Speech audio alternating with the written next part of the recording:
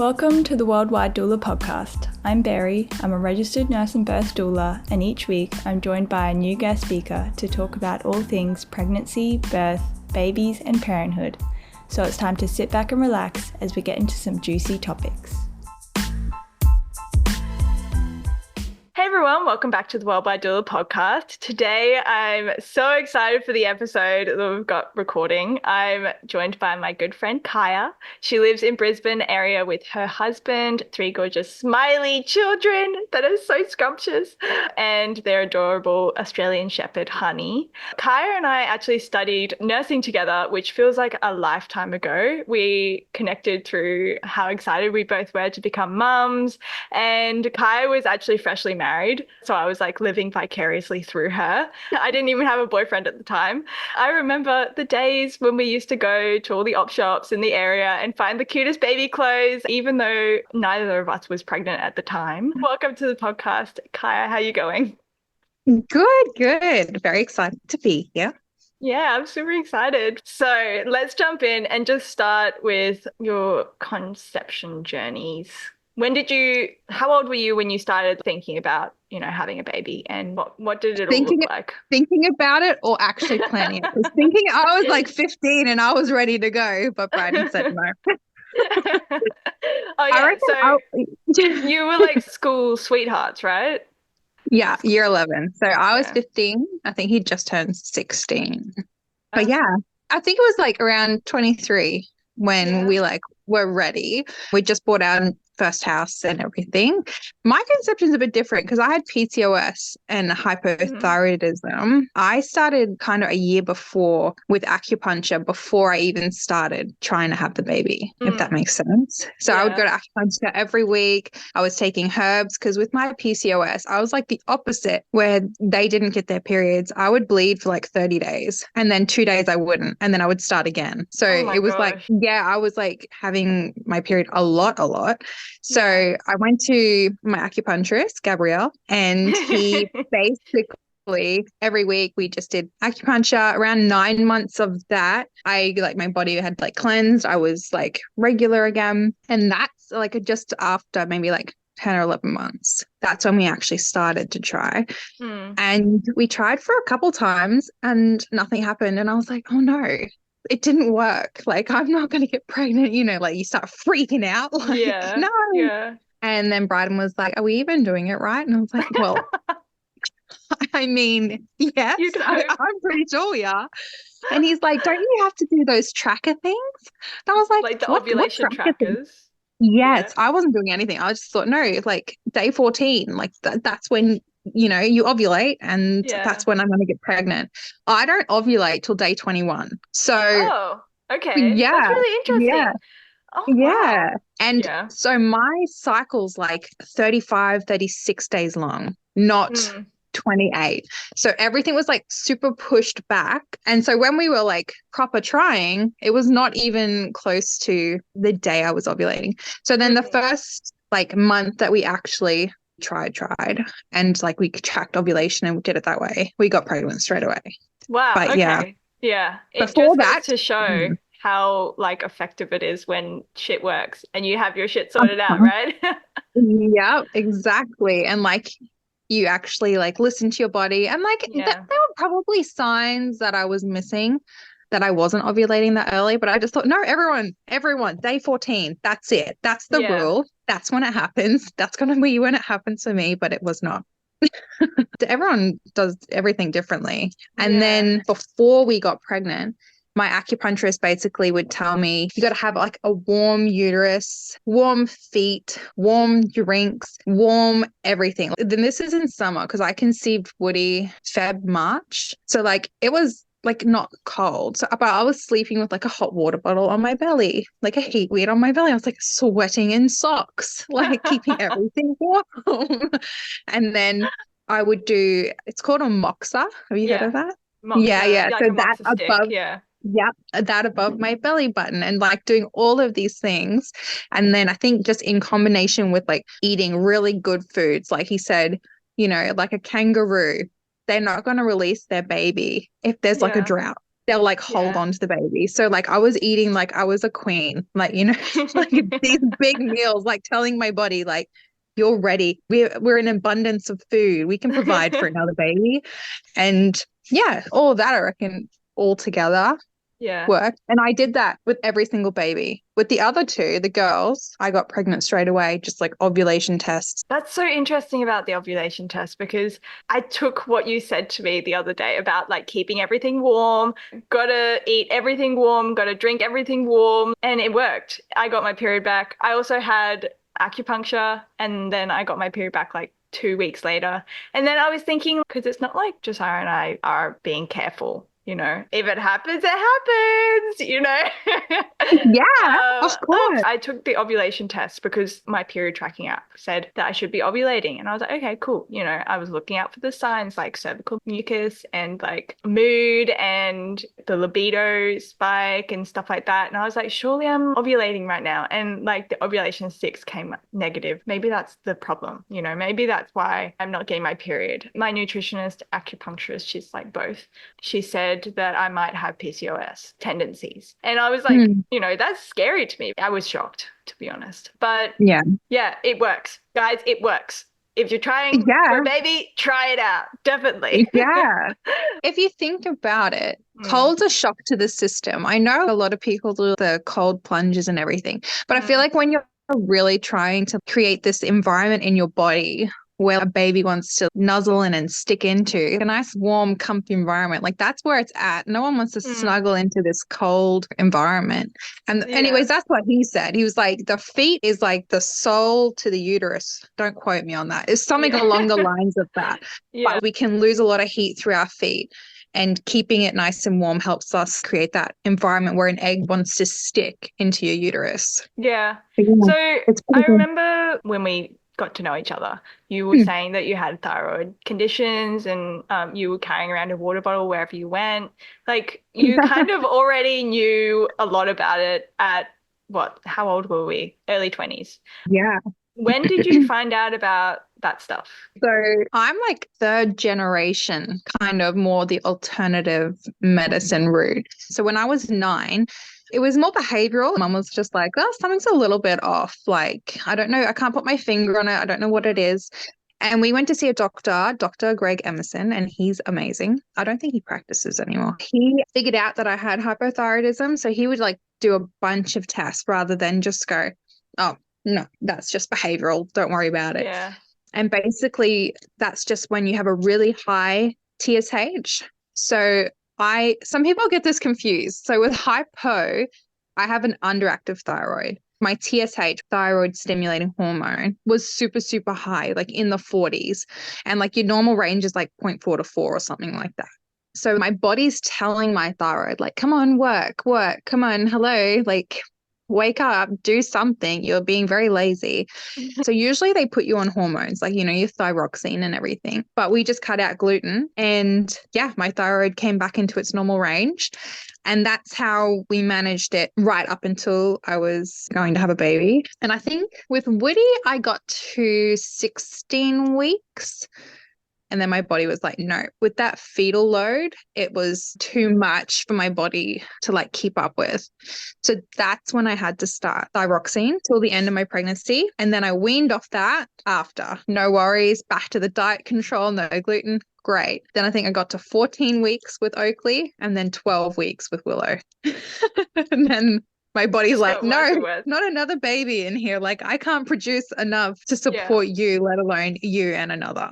So you found out pretty early. That's good. And you got on top of it. I love a good, like, holistic approach. I hate it when it's just like, just take this medicine.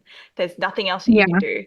Like, there's always something else that you can do. So... Yeah, my mum was really anti-hormones. You have a kid with asthma, a puffer. I think that's a little bit different to...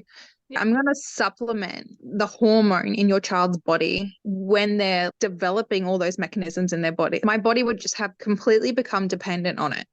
There was never going to be that ability for me to grow into my condition and figure things out for myself, basically, is how she would explain it. She's like, I don't want my child on hormones that early, like 9 years old. Yeah. But, yeah. Mm. Definitely. Wow.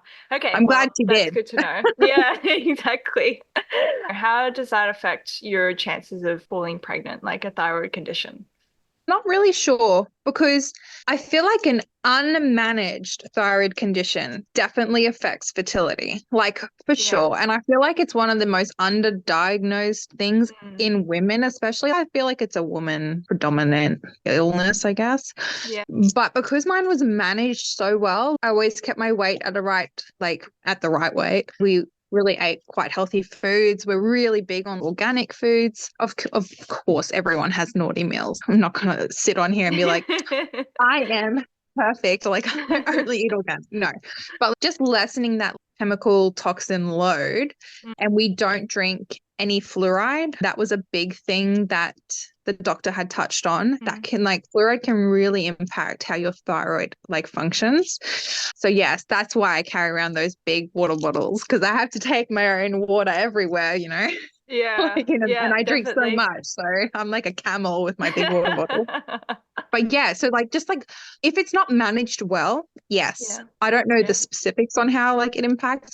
I think it definitely Um, has something to do with your hormones. but because mine was all in check, it was really my PCOS that was more of like a worrisome thing for me, just Mm, because, yeah, I was like, my periods were just all completely over the place. all Yeah, over the place. Yeah. I was like, there's yeah. no way I can fall pregnant, like bleeding this many days, 2 days off. Like, Mm. where's the ovulation happening? Then it's not. Yeah, exactly. How long were you getting acupuncture for? A whole year, every single week I went. Lucky Gabrielle's so cool. Like we would just go and he was like teaching me Spanish and stuff. But like I would go every single week on pretty much the same day, lie on the bed. He would do all the exact same points. Sometimes he would add something in a bit Yeah, different. And I took herbs, lots and lots of herbs. And in the acupuncture like scheme, their herbs yeah. are like these little black balls. And you'd have to take like 15 of them at a time or something. I took so many of those. And it wasn't until that 9 month time that I had like this is a bit too like TMI, but I had this like really dark bleed. It was almost black. And I went back to him and I said, is this the herbs? Like, what is going on with my body? And he's like, yeah, good. This is what we've been waiting for. Basically Oh, cleansed like okay. all that old Yeah. tissue, like, you know, we've reset, like it's got rid of all the toxins, we've cleared you out. And then ever since then, like to this day, my period has been completely regular. Like I've Wow. never, it's always been longer. Like I'm definitely a 35, 36 day, but super regular. And I've never had any other problems since then. But it was like a good year and daily herbs. Yeah, you really have to stick with it. Yeah. Um, Like you can't go to acupuncture once and then be like, oh, mm, it didn't work. It's like, yeah. well, Or it's it worked. Great. Now I'm done. Yeah. yeah, like you have to like it's continuous. And like at the 9 months, technically I guess I could have stopped at the 9 months. Like, I had cleared out whatever. But you really want to solidify your Mm, body's response to it. Like you know what to do now. yeah. Let's keep doing it. Let's keep telling you and triggering those points to be like, keep on top of yourself, body. Yeah. Don't fail Yeah. me now. Yeah. Yeah. Acupuncture is so powerful. I've had that 100%. since I was 3 years old. Three? Actually, Yeah, we were really little when yeah. mum started us off very early. Yeah, same. I didn't see the acupuncturist that often, but whenever I had an issue, that was the first person I'd see. Acupuncture and osteopathy. Like Yeah. osteopathy can also be really powerful as well, but not as powerful. I think it kind of links together. Like Yeah, osteopathy yeah. is great for some things, and then acupuncture like is also great for other things. So yeah, Yeah. give it a try. If you haven't tried it yet, give it a try because it's worth it. Yeah. Sure. Yeah. Um, 100%. Tell me Okay. Okay. about your pregnancy with Woody. Okay. With Woody, my first trimester was so bad. I as a general, like Yeah. my whole opinion on pregnancy is it sucks. I am not someone that will tell you that it is stunning, it's glamorous, you glow. No, I didn't glow at all. I was in the trenches. I was like, this sucks. And I remember my first trimester with Woody, I was so sick. Like, I never vomited, but it would always like rise up in my body, like sit in my throat. and just stay there all day. It felt like I was on a cruise ship. It was like constant, like nausea. It was the worst. And I thought to myself, every one of the females that I know that have told me they loved pregnancy, they lied. They are liars, and I should be loving this. Like, I wanted this so bad. Yeah. Why do I hate it?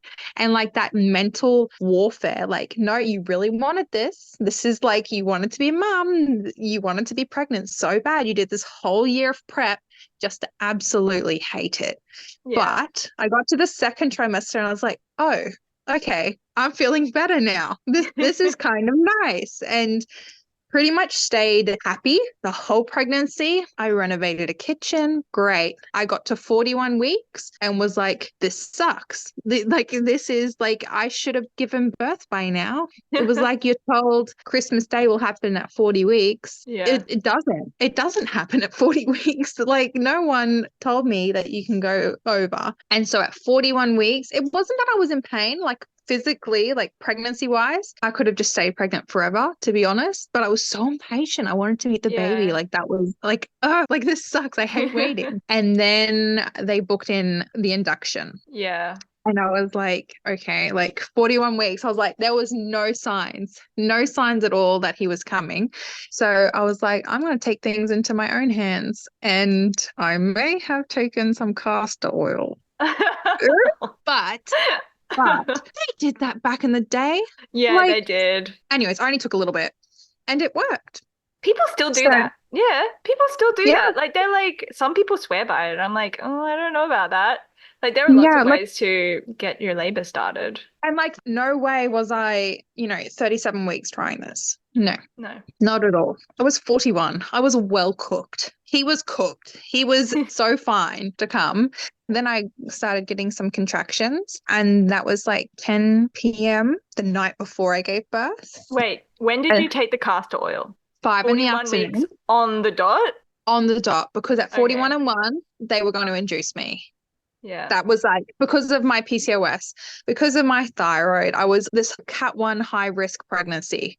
Oh, it was a joke. I was like, surely there are people that need more attention for their pregnancy than me. Like, this is ridiculous. So that was like, they didn't really want me to go past 40, but I just said no. And I didn't turn up for that induction date. I was like, well, you can book it in. I just won't be there. Yeah. So I just ignored that one. And then 41 and 1, that was pretty much like the cutoff. So I was like, the rates of a successful vaginal birth on your first baby via an induction, I have seen enough in my midwifery studies to know those odds are not in your favor. They nearly always end up in a cesarean. Your body doesn't know what it's doing. It hasn't done it before. So I was like, I don't want to be, one of those statistics. So I did the castor oil. 5 p.m. Started having contractions at 10 p.m. And then that kind of went on and off, fizzled in and out overnight, and then really kicked in 4 a.m. the next day. So I kind of didn't have much of like, no, I didn't sleep much. So they weren't like on and off. Yes, I was so excited. I was like, yes, I did it. It's happening. And then midday the next day.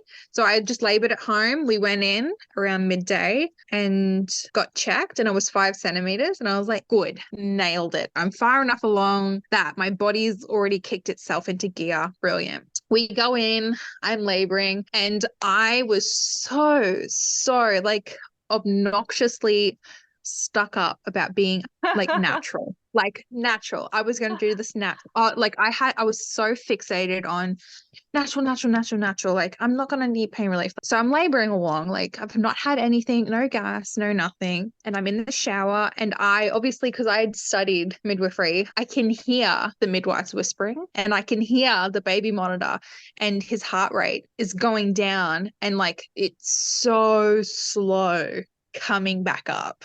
And I can hear them whispering. I'm like, oh, he's having D cells and he's not recovering. Like, I know exactly like where this is headed. I come out, I'm greeted by a doctor plus like 10 other people in the room. And I'm like, he is struggling. He's not loving life. I lie down and they're like, so like, you might need a cesarean. Like, he's not really recovering after your contractions. And I was like, yeah, I know, like, I can hear you all talking and I can hear the monitor, like, I know. And she's like, okay, so like, what's your plan? And I was like, well, first get me the epidural because I'm not getting put under. Like, I don't want to be asleep because I'm not, medicated. And then I miss the birth and Bryden misses the birth. I was like, Yeah. get me the epidural. They're like, cool, let's just monitor, get the epidural and see how we go. I was like, brilliant. I get the epidural and 10 minutes of pure bliss. All the pain, it just all went away. And I was like, oh, this is nice. I was like, this is what you have all been doing. This is lovely. I love this. And then all the pain came crashing back. I said to the midwife, I said, I'm in a lot of pain. And she's like, no, that's just pressure. And I said, no, like I'm in a lot of pain. And she's like, well, no, it's just pressure. And I was like, no, I think you need to check me. I'm in a lot of pain. And I feel like I need a poo. And she was like, oh, so I went from 5 centimeters to 10 centimeters in 10 minutes of having that, just that localized. No, it was just the local because really? when I felt everything, burning ring of fire, the whole 9 yards. I was like, I can feel everything. I had a secondary tear. I felt the whole thing. And then when they pulled out the epidural, it was only in this far. So they'd put it in the wrong spot, basically. So I didn't get any relief at all. I was like, okay, that sucks. But I got a little bit of relief. And it was enough, I guess, to make my body relax and get him out quickly. So thankfully, I didn't need the cesarean, thankfully. Yeah. Not shaming anyone who does. No, but I just didn't want the recovery for that. It's massive. Yeah. My mum lives in Bali at the moment and she lives with this Indonesian family that she's known for a while. And the lady just had her baby. And I think she's like 38 weeks. And the doctors are like, okay, yep, your baby is grown. Like it's big enough. They like measured her belly, which mind you, is like not accurate at all to see how big the baby is. And they're like, oh yeah, your baby's big enough. Let's just take it out and like, let's just do a cesarean. And I was talking to my mum and I'm like, oh my God, like she's not actually going to go through with this. And then mum's like, yeah, she's like, okay, she's Muslim, she's freshly married. They don't have sex before marriage. And she's probably never had a man touch her before. And they probably didn't have to try for very long before she got pregnant. And then also it's bloody scary because like they don't know anything about birth. So obviously she went in and had a cesarean and, that's fine. If, you feel like you're not up for a natural birth, that's totally fine as long as you know the research behind it and, the pros and cons and stuff. But like she thinks that she's not going to have any recovery. She's in for a nasty time, Hopefully there's somebody there looking after her. Yeah, I feel like as long as you have informed consent, and I feel like that's where we're lacking in like modern medicine. Like a lot of the times you hear people be like, oh, and this is what I was told. And you're like, there's other options too. Did they tell you the other options? Yeah. And they go, oh no, it's sad. But I feel like birth is birth. I know there's this big fixation on like the perfect birth plan and like I want it to be this certain way. I feel like if you just go with the flow and like if she came out of it feeling happy, she has a healthy baby, well, look, that's a win. Yeah. Like, exactly. As long as she was happy with it, it doesn't really matter if there wasn't informed consent. I feel like it should always be there. But if she's super happy with how she birthed, well, I guess that's all that matters at the end of the day. It's such a small blip in the whole story of raising the kid because that journey is long. The birth is so short. Did you have a birth plan? Nope. So other than like natural, that was a bit of a joke. But other than that, no, I had been in enough births to know like 9 out of 10 of them, it doesn't really work. Go to plan. Yeah, exactly. Yeah. At the end of the day, I just wanted a healthy baby. And I pretty much would go through any loops to have that as my outcome rather than I feel like be so selfishly needing this like one way of birth when really the whole aim of this is to get the baby. That's what birth's about. So I think for me, I was just going to prioritize the baby's health over pretty much anything else. Did you see any like midwives? You obviously didn't have a private midwife. Did you have MGP or anything like that, midwifery group practice or anything? Or did you just go in and have the midwife that was on shift? Yeah, on shift. I inquired about it where I gave birth. It's pretty much for Indigenous women. There was one for them. And I feel like it was more like high risk women, Yeah. like in their family situation, like DV or something like that. They needed that continuity of care. Much as I would have loved it, like I didn't need it, if that makes sense. There are lots of women that would have needed that over me. But I had great midwives. Every single one of my midwives for my births were amazing and exactly what I needed for each of those births. So with Woody, it was an older lady and she was really hands-off. Like what I wanted was what she was allowing. She was super quiet. She dimmed the lights. She would give me the heat. She would offer me, she never forced anything on me. She wasn't epidural, like morphine, gas. She was super like, you're in control of your body, you're in control of the situation, you set the pace. And that's exactly what I needed with Woody because it was my first time and I was so like stuck on this, like, I'm going to do this natural. And that was so unnecessary. Like looking back on it, like it's fine to have that want, but like if you can't stick to that, that's also fine. But with the girls, I had younger midwives for Oakley and she was great. She was so lovely. And like we just chatted and it was just like all friends hanging out. And that was the same for Willow. I had like an older midwife and she'd just started there. She was great. We just talked about stuff. Once I hit that epidural, I love it. Yeah. It is a saving grace because as much as the pain, like Woody's failed. So technically I did that pretty much natural. Like it didn't work. But I was so fatigued after Woody's. Like I was like so beyond tired. And Bryden was so stressed because I was in pain.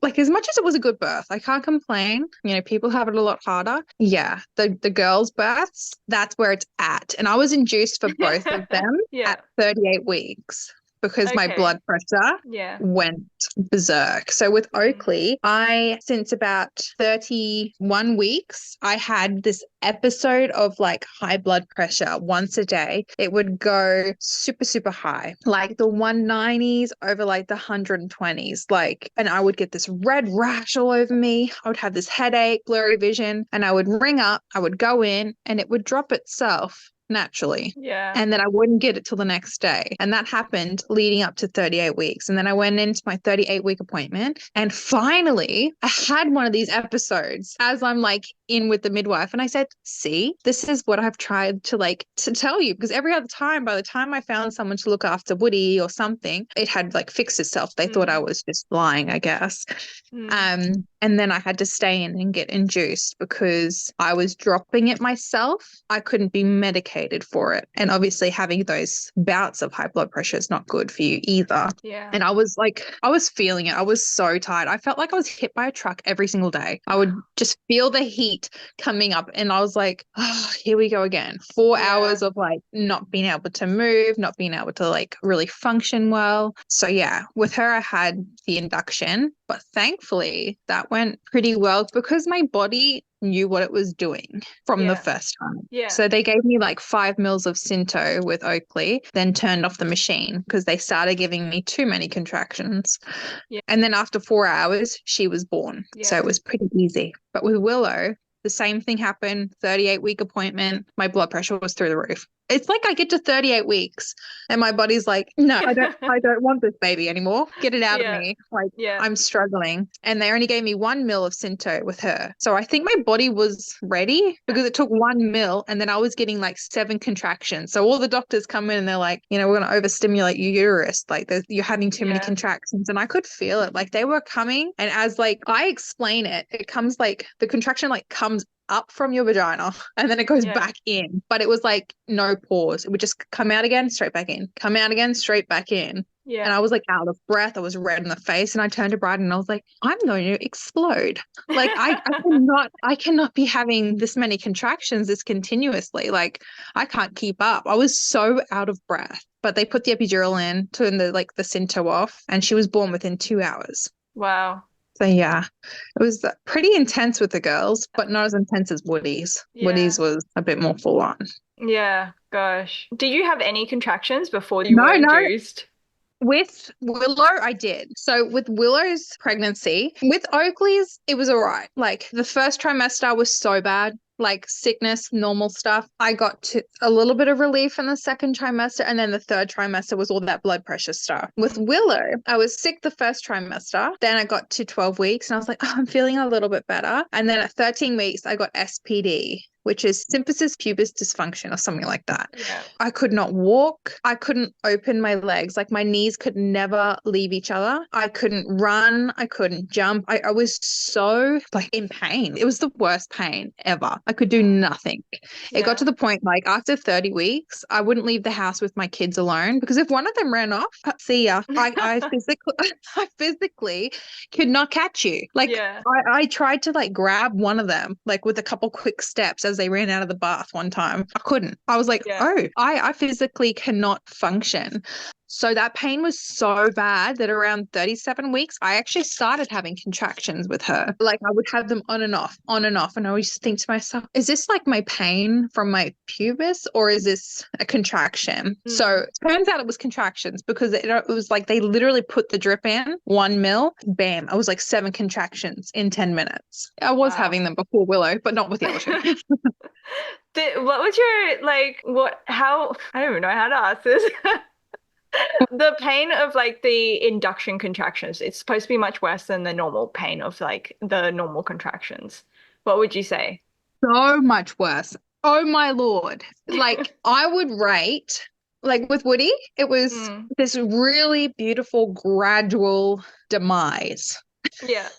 Like each step progressively got worse and worse and worse. With the girls, it was like you just skipped everything. It went to like 8 out of 10 pain straight away. And I remember with Oakley looking at Bryden and thinking, oh my Lord. Like we just skipped a whole lot of lead up. Like my uterus just went from like dormant to bam, like get going. And it was the most painful thing ever. So much so when I was pregnant with Willow, I was sitting in the waiting room and I was talking to this other mom and she's like, I'm here for my induction. It's my first baby. And I said, girl, what you're about to experience is not true labor. You are about to enter hell. And that is like, do not think this is you or that you're weak and you can't like deal with pain. That pain is so intense so quickly, like nothing I've ever experienced before. Like, it was such a shock to my system. I was like, this went from nothing to so bad so quickly. So when people are like, I got induced for my first baby, it's like, you went the hard way. That is hard and it's painful as nearly as painful as the birth itself straight away. Do you think that you would have gotten induced if you didn't have high blood pressure? No way. I went to 41 weeks with Woody. Like I was, like I will leave that baby in there for as long as they need, brew, have fun, cook away. But yeah, if it wasn't for that, I would have done another 41 weeks. And like, to be honest, my kids would have probably stayed in that 41 weeks. Like the little pups. Yeah, they were snug as a bug in there. So thankfully, at the same time, I'm like, 38 weeks is not bad compared to 41. Yeah. But yeah, no, I wouldn't choose to get induced. So with Willow, Bryden had an ear infection. This is going to make him sound like such a weakling, but he had an ear infection. And so the week leading up to her birth, we were in and out of hospital with this sore ear. So I went to my 38-week appointment and they were like, your blood pressure is so bad. Like, we're going to need to induce you. And I said, like, right away. And they're like, yeah, of course. Why? And I said, my husband's got a sore ear. So I can't give birth right now. Like, he's just not in a good place to give birth. And not that he's giving birth. But it wasn't until the next morning that I woke up and I was like covered in the red rash. My head was pounding. I have a blood pressure machine at home because mum's got high blood pressure. So like I checked my blood pressure. It was through the roof. I was like, this is getting a bit dangerous. So yeah, then I went in and he basically slept the whole birth. He was in pain, asleep. He's probably like, you've done this a couple of times before. I don't need to be here. Yeah, I was like, don't worry about it. And I had this really nice midwife and we were just chatting the whole time. It was so good. Like birth can be a really chill experience, I reckon. Like if you're scared about birth, I love birth. birth is great. The actual birthing of the baby is awesome. Like if you're just so relaxed, like you just don't go in there like super fixated on anything, go with the flow. It's like it's actually a really good experience with the epidural. I might add Yeah. that definitely is just really good. I remember like when you got pregnant with Woody, I asked you about your birth plan and what you wanted to do and if you were going to go to the hospital and stuff. And you said, my insurance doesn't cover home birth or something. And I'm going to have the baby, but then I'm going to call the ambulance like, oops, the baby just slipped out before I was able to, call you. Yeah. So I was so set. Like I really wanted a home birth and all of that. It's so expensive. Home birth in Australia is so expensive. We went to this like meeting thing where you could ask questions. Oh my Lord. Like I would have to like refinance something to be able to pay for it. The What, only reason I insurance didn't, is expensive. yes. Yeah, okay. Very Yeah. expensive. The reason I kind of went in and didn't do that is because I used the castor oil. Yeah. So I had given myself labor, if that makes sense. Yeah. So because that was like 5 p.m., I went to midday the next day. I was like, I do want to check on him because I've done that. If you're going to do something that, is a little bit risky, like I'm not going to be silly and stay home and not listen to my body and not check in on him. So I'm thankful I did because he wasn't having the best time in there. And look, people might say that that's attributed to the castor oil. It possibly could be, but that versus the induction process first time round pregnancy, I don't really regret it. Yeah. I think your first experience was actually like relatively a normal experience. Like women who have a little bit of education or kind of know what birth is about and like, stuff like that, they think, okay, I'm going to go in natural, like this is probably exactly what's going to happen to me, honestly, because I'm telling all these mums like, oh, you just breathe the baby out, you don't actively push. And then somebody turned to me the other day and was like, you don't know. Come back to me and tell me that when you've had a baby. And I'm like, okay, we'll see. But definitely with the breathing of a baby out, yes. With Willow, I tore the least amount. So I had a significant second-degree tear with Woody, and I was pushing for dear life. I remember thinking to myself, oh my Lord, I should have been doing workouts. This is the hardest thing I've ever done. It wasn't the pain. It was like this trying to push out this like unmovable force. Like I was like, and Bryden's watching. He's right down there in the scene. I remember hearing this from him. Yeah. He can see the head coming out and then going back in as you do. You push, you make room, they're in and out kind of thing. And I remember him turning to me and he's like, stop sucking him back in. Why are you sucking him back in? You're pushing him out and then you're sucking him back in. And I remember looking at him like, as if I'm doing that on purpose. You think I want to be going backwards, 1 step forward, 3 back? No, sir, I'm not doing this on purpose. And so like I had a big tear with him. Oakley, I had a pretty good tear as well. And then with this midwife, with Willow, she was like, I really connected with her, I think. Like she was just super, super like down to earth, like so lovely. And I remember actually listening to her. So with the first two, I kind of just pushed, just gung-ho, in the chest, like I'm gonna get you out kind of thing. But with Willow, and I feel like this comes with experience as well. She literally was like, okay, just like do a couple puff breaths as you push and okay, stop and push a little bit, stop, take a deep breath. And I listened to her and I had like 2 or 3 stitches compared to the other 2. I really did breathe her out, if that makes sense. Yeah. So like, I feel like that is very valid because if you just push and push and push and you're not listening to, the midwife who's trying to like, she can see and she'll like, if you get a good one, I'm like, not everyone's like this, but she was fantastic. And she was like, breathe her out, little push here, little breath here. It actually did make a massive difference because I was obviously prone to tearing from the other 2. Yeah. I mean, it does make sense. Obviously the ring of fire is not very fun. But labor's worse. The ring of Yeah. fire is nothing compared to labor. Labor is so long. It's the length. Yeah. The ring of fire, it's pretty quick compared to the rest of it. Your body goes into this like natural reflex to push. And then you get women saying, like, if the midwife is saying, hey, just breathe, like breathe through the push. And then they're like, I'm trying, I'm not pushing, you know, like your body actually pushes the baby out.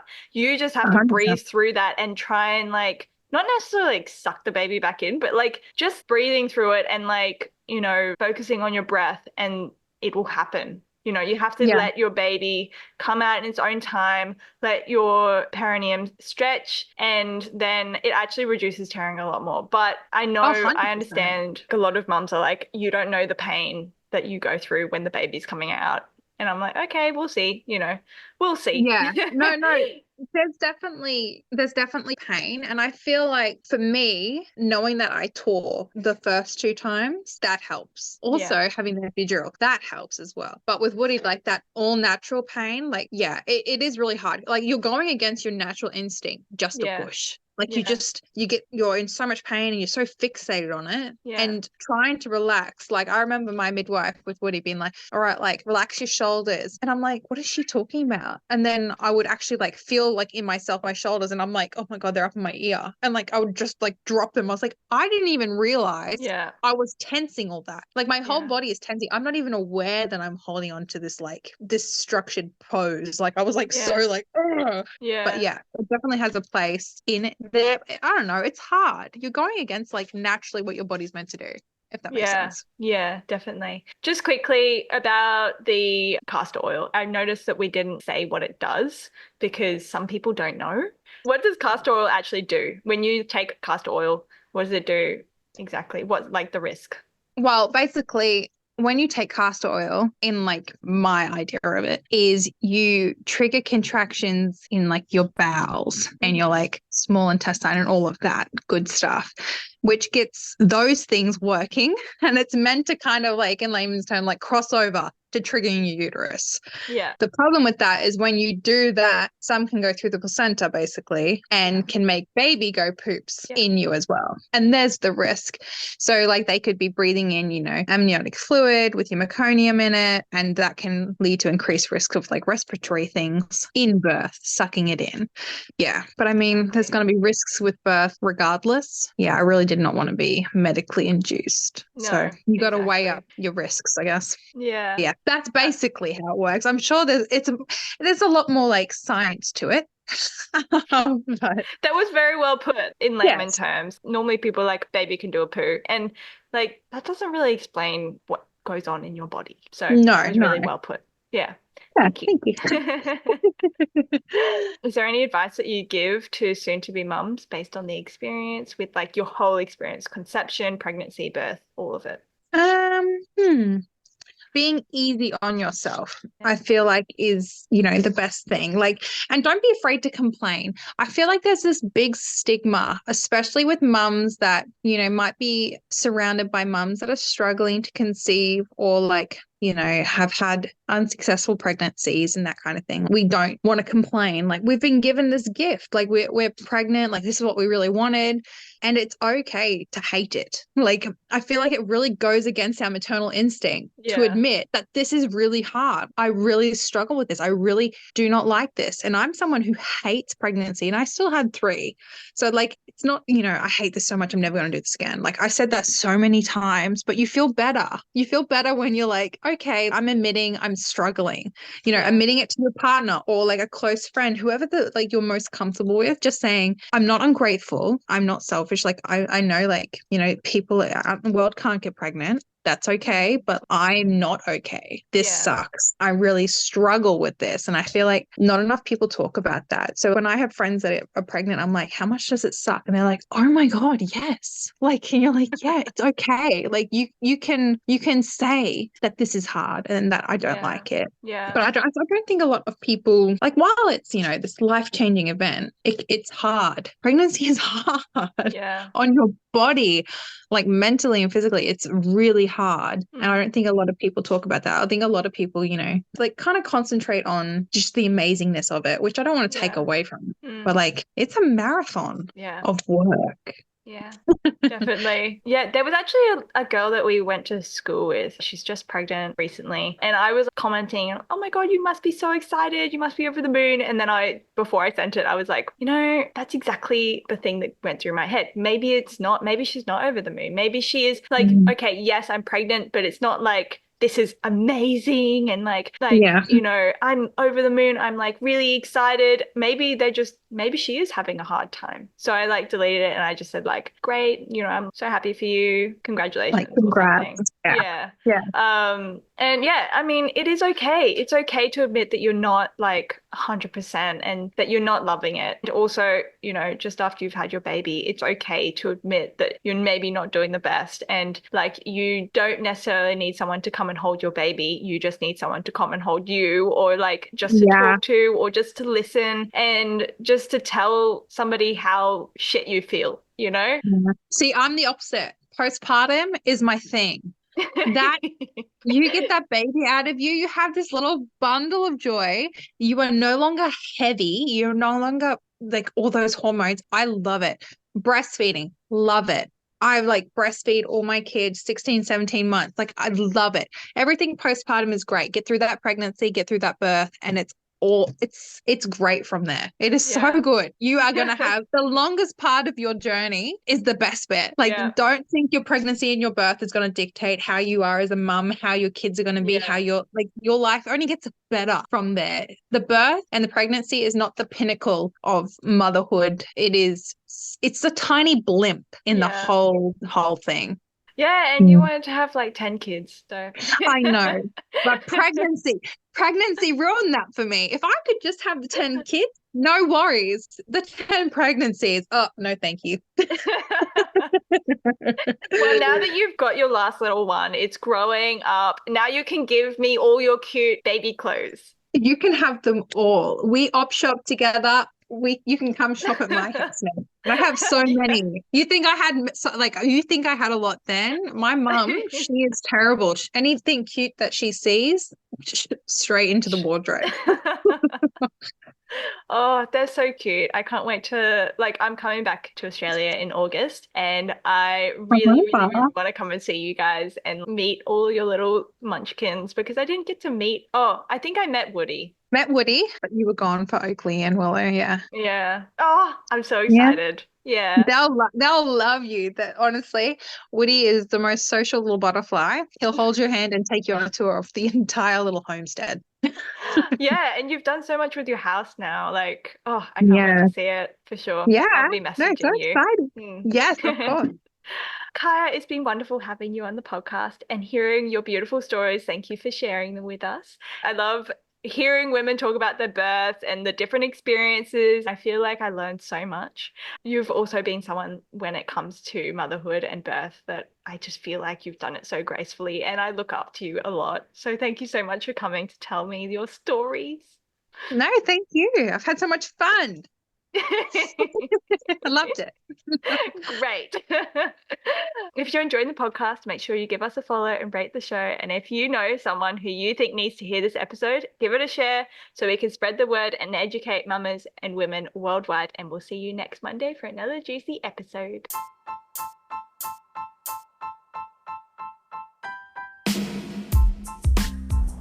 For more information on pregnancy, birth, and parenthood, head over to my website or Instagram at blissfulbirth.co.